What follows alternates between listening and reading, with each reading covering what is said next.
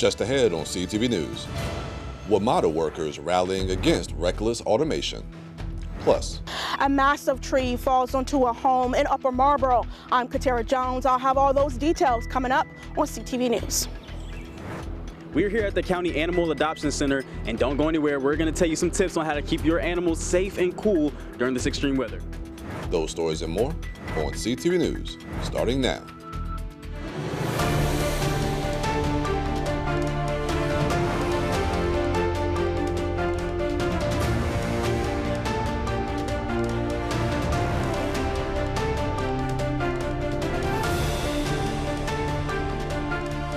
Good evening, this is CTV News for June 26th. I'm Michaela Newton. Thanks so much for joining us. Well, a showdown is brewing at Metro headquarters this morning. WMATA workers are hitting the streets rallying against a plan they say puts riders and jobs at risk. CTV News was there. What do we want? Safe jobs. And when do we want it? Now. Members of the ATU Local 689 gathered in front of the Metro headquarters this morning, rallying against Metro's plan to move towards automated trains and unmanned stations. Jamsia Campbell, a station manager for Metro, says this would change everything. Our day-to-day activities for the station, we'll come into the station, we'll make sure that we have a working fire extinguisher, make sure that the track is clear of debris, make sure that the customers get to and from. Now you have no one there to assist you. We are in the nation's capital. We have tourists from all over the globe that come here to visit our city, and they come into the system. They can't read our maps. They don't understand our maps. They don't know where things are. And now they'll be left standing there by themselves. Earlier this month, the entire Metro rail system began operating an automatic train operation. Metro stated the plan will reduce end-to-end travel times by about 3 minutes on the orange, blue, and silver lines. The yellow and green lines, which began using ATO in May, would also see decreased travel times of 1 to 2 minutes. But the union says that Metro's higher-ups are unreliable and that the move is unsafe for travelers. WMATA hasn't been listening to the workers, hasn't been listening to the riders, and they're just really moving forward. So we're out here today to kind of give a contrast to the public during the WMATA boardroom to let them know that these are the real serious safety issues and safety concerns the union has. And the union has filed a federal lawsuit against Metro seeking relief and to stop WMATA from moving forward with its plan. We reached out to Metro for comment and have not heard back yet. Meanwhile, powerful winds knocked down a tree onto a home in Upper Marlboro yesterday. Now the homeowner, Darlene Nelson, will have to figure out what to do next. CTV's Katara Jones is outside the home where the damage still remains. That's right, Michaela. You don't often see a tree of this magnitude fall onto a home, but that's exactly what has happened to this home on a Midland turn in Upper Marlboro. Now, all of this occurred during Wednesday's severe storm where the winds were so powerful that the tree was pulled from its roots, and then the tree landed onto the front of the home and hitting the roof. Now, as you can imagine, the cleanup will likely take a while, and someone will also have to come and cut down the tree and then remove it, and then the homeowner will have to make repairs, and as you can imagine, that will likely be very costly.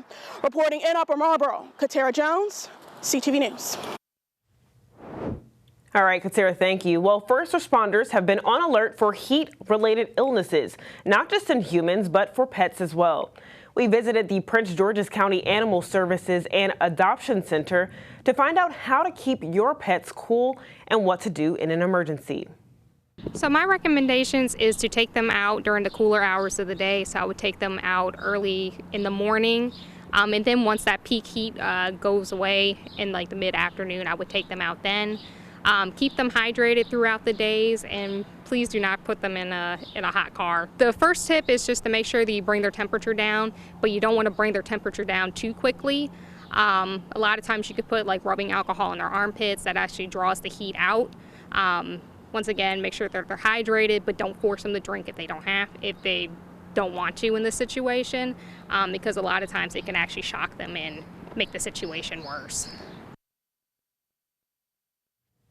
Now, if you witness a pet in heat-related danger, make sure you contact 911 immediately. And sobering, that's how Senate President Bill Ferguson characterized the first meeting of the Maryland General Assembly Joint Federal Action Oversight Committee. The 26-member committee, which was formed at the end of the last legislative session, is tasked with monitoring and keeping lawmakers informed of changes in federal policies, funding, and regulations. Now, lawmakers heard presentations from the Department of Legislative Services, Attorney General Anthony Brown, as well as the Moore administration. And here are some of what committee co-chair Bill Ferguson had to say following the session. Pretty sobering, the depth and scope of the negative impacts that are coming at the state of Maryland as a result of this big, beautiful travesty of a bill. And I am pretty disheartened to see the potential impacts. I am hopeful that some reason will prevail in the Senate as it is sent back. But what we know is that this is a bill that will largely pass to just give our wealthiest in society, our billionaires, to give them a tax break. We are going to take health care and benefits from those who are the most vulnerable. It's just, it flies in the face of American values, and I just am deeply, deeply disturbed with where things are. Now, Ferguson expects most of the impact will begin next fiscal year. And Democratic attorneys and governors from more than 20 states have taken legal action against President Trump over sudden funding cuts to different programs, and Maryland has joined the fight. The states involved in the suit are accusing the Trump administration and over a dozen federal agencies for taking advantage of a maneuver that has been used to cut billions of dollars in federal funding. Some of those sudden cuts have impacted a number of research institutions, nonprofits, and government programs, including the Disadvantaged Business Enterprise Program. Meanwhile, the Trump administration is punching back and now suing Maryland. The Department of Justice is suing all judges in the federal court in Maryland over a stoppage in deportations, calling the two-day delay a judicial overreach and an undermining of the democratic process. Officials say this move might serve as a model for other states as this slows down Trump and the DOJ's plan of mass deportation of people without permanent legal status. And this week, Maryland announced it would be implementing a hiring freeze, and now Governor Moore's chief of staff is sharing more details. The purpose of the freeze is to address a $121 million gap in the state's budget. Governor Moore told state employees that the news saying that the state would offer voluntary buyouts to retiring employees and would not be filling vacant positions. Chief of Staff Fagan Harris said in an interview with WTOP, the hiring freeze does not mean that all hiring and state government stops. What it does mean is that we raise the bar of what qualifies as a priority hire. And you may know someone affected by cuts to the federal workforce or concerned that they will be. Now, local realtors are saying the housing market in the DMV is facing an increase in inventory driven by uncertainty and early retirements among federal employees. According to listing service Bright MLS, in May, up to 40% of agents worked with clients who sold because of federal cuts and layoffs. Now, experts say the trend is putting downward pressure on prices and could signal a reshaping of homeownership patterns in the area. And speaking of layoffs, an IRS watchdog warns that tax season next year could see significant challenges after the agency cut 25% of its workforce. National taxpayer advocate Aaron Collins says that taxpayers may see delays during the 2026 filing season, and the cuts mainly affected the IT and tax enforcement departments. Now, the agency could see more work next season if Congress passes the budget reconciliation bill. This will bring substantial changes to the tax code. And you're watching CTV News. I'm Michaela Newton. Still to come. School's out, but does your child need shots for the upcoming school year? Coming up after the break, your shot at the free program that's meant to help you get ready for fall early.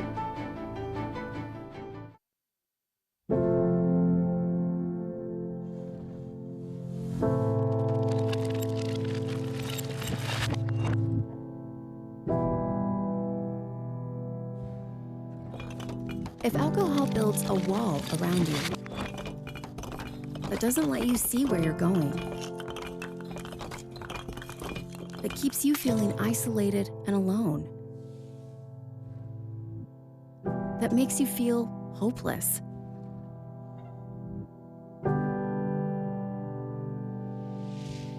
know this. We're here to help if you want us to. It's never too early or too late to ask for help with a drinking problem. Alcoholics Anonymous, there is a way out. For more information, visit aa.org and download the Meeting Guide app. And we have some breaking news tonight that just came into our newsroom. A Prince George's County high school teacher has been indicted on multiple charges against a minor. Prince George's County State's Attorney Tara Jackson announced that Amir Johnson of Bowie faces 18 counts of sex abuse of a minor and rape. Now, Mr. Johnson was a social studies teacher at Parkdale High School. The 18-count indictment reports that between January and April of this year, the minor victim has multiple sexual encounters with Mr. Johnson. Now, Johnson has been suspended, and CTV News will continue to follow this developing story and keep you up to date. And Attorney General Anthony Brown announced that no charges will be filed for the fatal officer-involved pedestrian crash from earlier this year. On February 1st, 23-year-old Anaya Red was struck and killed by two vehicles on I-495 while fleeing from police after a failed traffic stop. On your screen is body camera footage from the incident. The Attorney General's office concluded their investigation on June 18th, and after evaluating evidence, they determined none of the officers involved committed a crime under Maryland law. And a familiar face will be keeping her position as the U.S. Attorney for the District of Maryland. Kelly O'Hays took the oath Wednesday to be reappointed. She was announced she would hold the position back in February. Now, under the Vacancy Reform Act, if the Attorney General doesn't name a replacement within the next 120 days, the decision will fall to the district judges. They'll appoint someone to serve temporarily until a permanent U.S. attorney is officially selected. Under her leadership, Hayes plans to make public safety, national security, and the protection of children her top priorities. Now, in preparation for the upcoming school year, Prince George's County Public Schools and the County Health Department are teaming up to host free immunization clinics for uninsured students. CTV's Noel James has more on the program. The county's school system, in partnership with the Prince George's County Health Department, is having free immunization clinics targeting underinsured and uninsured children, helping them to get a head start ahead of the school year. School's out and summer is in, so it's a little early to think about vaccinations, but this remains an important task to check off the to-do list before the end of summer. The county's public school systems is trying to get ahead with these free immunization clinics. Ready? The county's Office of School Health is urging parents to make sure their kids have all their vaccinations up to date. If you have good insurance, then you can get it done with your child's pediatrician. But if you don't, then this hassle-free program is for you. Many of our families have to decide, do I spend that money on getting my child vaccinated, or do I spend that money on making sure that there's a roof over our head or food on our table? So we want to take that barrier away and not have them to have to make that difficult choice. We want to make sure that we provide them with the resources so that they can get their children vaccinated and so that the child can go to school. All Prince George's students need to be immunized by the start of the school year beginning August 26th. Remember, no shots, no school, no exceptions. So if your kid needs to get their shots done, plan a trip to one of these free clinics today through Monday, June 30th. Now, more clinics are on the way throughout the summer. Your best bet? Schedule an appointment. For clinic hours and more information, visit pgcps.org/immunizations. Michaela? Noel, thanks so much for that report. Meanwhile, the Maryland State Board of Education just approved key recommendations to make sure students with disabilities are front and center in the state's education reform plan. A 58-member work group spent nearly 2 years crafting 27 ideas, from more special ed training for general teachers to stronger family-school partnerships. Board members say the work is far from over, but this is a major step. And today is the third and final day of The Gathering, hosted at City of Praise Family Ministries in Landover. Yesterday, Pastor Jamal Bryant joined The Gathering following the announcement that Global United Fellowship will partner with its member churches across the U.S. The goal is to provide educational resources to underserved communities. Critical moment, and I think that The Gathering really touches the pulse of where the people are, where the community is, and really where God is in this moment, so I'm glad to be a part of it. One of the things we realize is when the systems break down, the church has to jump in. And so what the church is doing is we are adopting schools across the globe. So imagine 10,000 schools being adopted by churches, so that when they don't have school supplies, when they need tutoring, when they need counseling, when they need intervention, the churches are now stepping up to help what the government has now pulled itself away from. This conference is life-changing. I think that this is really a reflection of what the authentic church should be. It's not what we do after church. Church is worship, but afterwards is service. So the real church is Monday through Saturday, and I think that's what our presider is endeavoring to do. County Executive Aisha Braveboy was present on Monday to celebrate the collaborations that will take place with schools here in Prince George's County.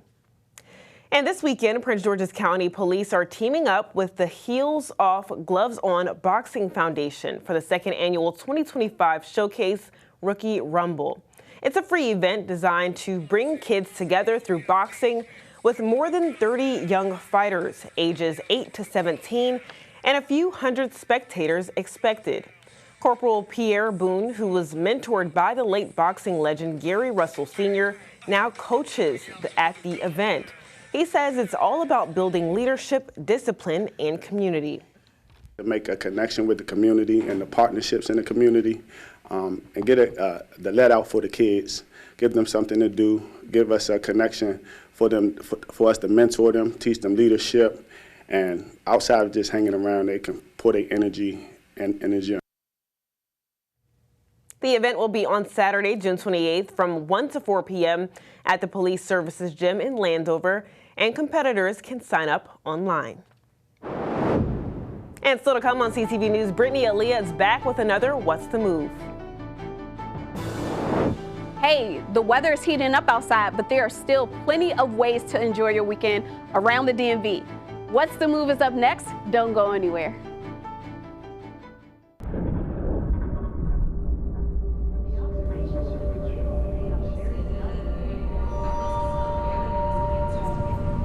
It's cancer.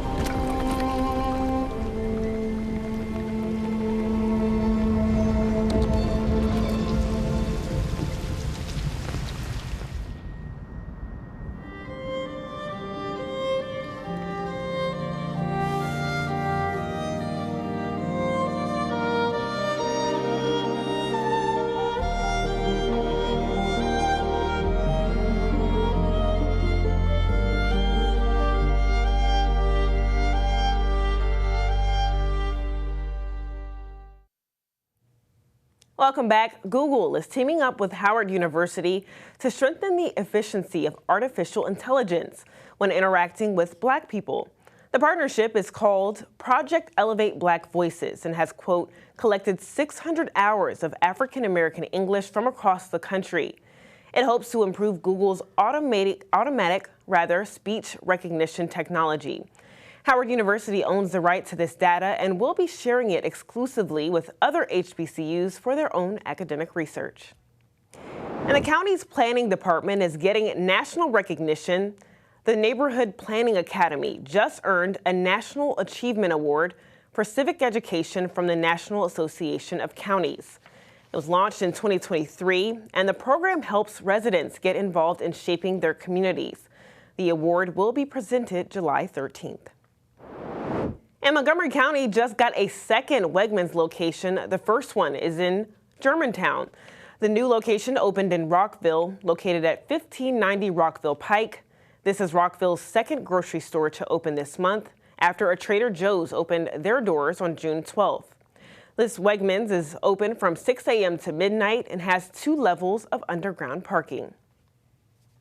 Well, the weekend is almost here, and whether you're soaking up the sun outdoors or exploring some fun events indoors, our Brittany Aaliyah is here with What's the Move to help you plan your perfect weekend. Hey everyone, well, I'm back with some big events happening this weekend. Guess what? The circus is in town. That's right, Universal Circus is bringing their Rhythm of the World show to the National Harbor tonight. It is opening night and it starts at 7 p.m. Oh my God, I'm so excited. And I'm not sure if you know this, but this is a Ticketmaster Top 10 most requested family event. And I had the opportunity to chat with some of the performers and even the ringmaster down at the National Harbor. Hello everybody out there in TV land, y'all good? We are absolutely great. You are bringing all the vibes, man. I love your energy. Right on. So I just want to ask you, 25 million fans worldwide. That's insane to me. First of all, that's wrong. First of all, we have 250 million fans worldwide. What we do have is 25 million tickets sold. In this country and around the world, we have a fan base that we can't touch. So 250 million fans, 25 million tickets, we'll get to you, I promise. We are the family show. We are your show. So people come to our show, we include you, you're a part of, we're the most interactive show in the world. And when you come there, you feel like you are sitting in your living room with your family members. Our stage is like the living room. And so you feel that connection, you love the energy, you see the lights, you see the amazing sound system, you can hear it, it's just the electric feeling under the big top. And when you come, you want to come back. What makes Universal Circus stand out from other family shows? Like, what is you guys' secret? Well, really, we just like to interact with the crowd. We love to have fun with the kids. All ages are welcome, so we had everybody out there seats dancing. It's just a big family moment. Like, it reminds me of a big family reunion, Yeah. Also, tomorrow night, what screams "We Outside" all summer long more than a cookout? Like, I'm waiting. But how about an overnight cookout? DMV, get ready because the 13th annual DMV Beyond Overnight Cookout is one of the biggest events of the season. I saw this from Love and Marriage DC's very own. You know him, and I absolutely love him and his beautiful wife, Jamie Tyler. The entire team at DMV and Beyond, Fats Productions, and J&J Entertainment Group are putting this major event on. There's going to be food trucks, crabs, DJs, live entertainment, a mechanical bull, and I even saw some playing cards. Now you know space has to be included at every cookout. It sounds like a good time to me, and I really don't want you to miss out. It's tomorrow from 11 p.m. to 7 a.m. in Hughesville, Maryland. Make sure you come on out. And if you missed the Roots last month at their picnic up in Philly, you're in luck because they're actually coming down to Wolf Trap on Sunday. They had a sold-out show last summer, and they're back this year by popular demand. This hip-hop band is led by Questlove, and we all know Black Thought, and they're hitting the stage at 8 p.m. delivering their electrifying fusion of rap, jazz, and soul. Oh, and Black Thought's lyricism is just unmatched. Like, you can't argue with me about that. So make sure you come on out on Sunday. Listen, it might be hot outside, but that's no excuse to still enjoy the magic around town. That's it for this week on What's the Move. Make sure you join me here again next week so I can fill you in on some more major events happening near you. Have a great weekend, everyone, and stay cool. All right, Brittany, thanks so much for that report. We'll get back to that in a few. But Simon Buggs is now here with our Thursday sports page. Simon, what's going on? Stay tuned for your Thursday sports page, everyone, because I have a recap for you on last night's NBA draft. Don't move. The drug scene in Maryland is changing. Fentanyl and xylazine are being added to street drugs, and you may not even know it. Xylazine is not even intended for humans, and fentanyl is an opioid 50 times stronger than heroin and contributed to over 80% of overdose deaths in our state. Anyone who uses drugs, even occasionally, is at risk of overdose. To learn more, visit stopoverdose.maryland.gov or call or text 988.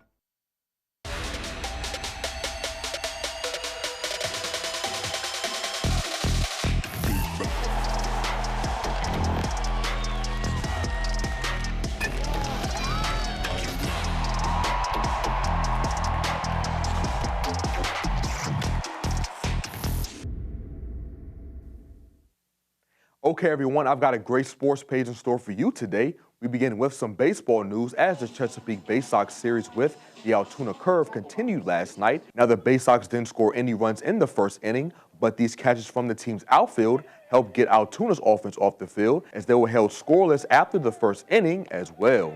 Chesapeake ended the second inning scoreless again, but so did Altoona, thanks to plays like this strikeout from Bay Sox pitcher Nestor German to give the Curve their final out of the inning. But at the top of the third inning, Altoona was able to strike first and score a pair of runs as Wyatt Hendry hit a 2-1 homer to left center field. And now the Curve was up 2-zip on the Bay Sox. The Bay Sox offense began to gain some momentum in the bottom of the third as infielder Luis Valdez stole not one but two bases, ending up on third. And another infielder and Alfredo Velasquez singled to center field and brought Valdez back to home plate in the process, giving Chesapeake their first run of the game. The Bay Sox scored only one more run by the end of the game and lost again to Altoona 4-2.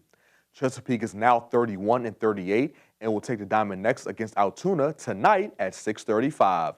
And in NBA news, the future is here, Wizards fans, as the NBA draft began last night and Washington drafted two players to help complete their rebuild. The first was guard Trey Johnson out of Texas with the number 6 pick. Hailed as one of the best shooters in the draft, Johnson averaged 20 points per game and shot almost 40% from three-point range in his lone season with the Longhorns.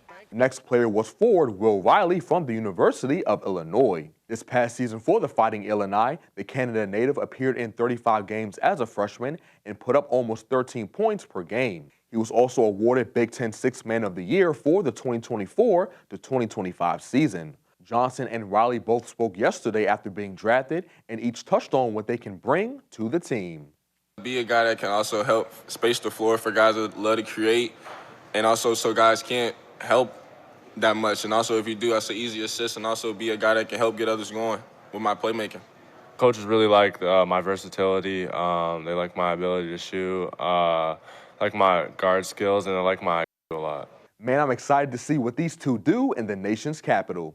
And a former Terp got drafted last night also, as center Derek Queen will be joining former Wizards guard Jordan Poole in the Big Easy as he was selected by the New Orleans Pelicans 13th overall. Queen had a monster freshman season in College Park, earning Big Ten Freshman of the Year and was all Big Ten first team.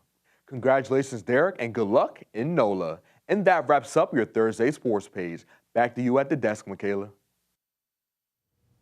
All right, Simon, thanks so much. Before we go, let's get a look at our 3-day weather forecast. Tonight we'll be under a heat advisory until 7 p.m., but showers and thunderstorms are expected tonight. Tomorrow it's going to be 80 degrees and more rain is on the way this weekend. Saturday, rain is expected to start around 2 p.m., but we reach a high of 91 degrees. Sunday, expect showers and thunderstorms again around 2 p.m. We'll have a high of 90 and a low of 72. And finally, for our community calendar, tomorrow night, Council Vice Chair Crystal Oriaga is teaming up with Delegate Nick Charles and Board of Education Chair Brandon Jackson to host the Daddy and Diva Dance. The Daddy and Diva Dance is an event designed to celebrate the incredible bond between fathers and their daughters, featuring music, refreshments, and other surprises. This event takes place from 6 to 8 p.m. at the Oak Crest Community Center. To register, scan the QR code right there on your screen. But for more information, call 301-952-3690. That's all the time we have for CTV News. Thanks so much for joining us. We'll see you again tomorrow. Have a good night.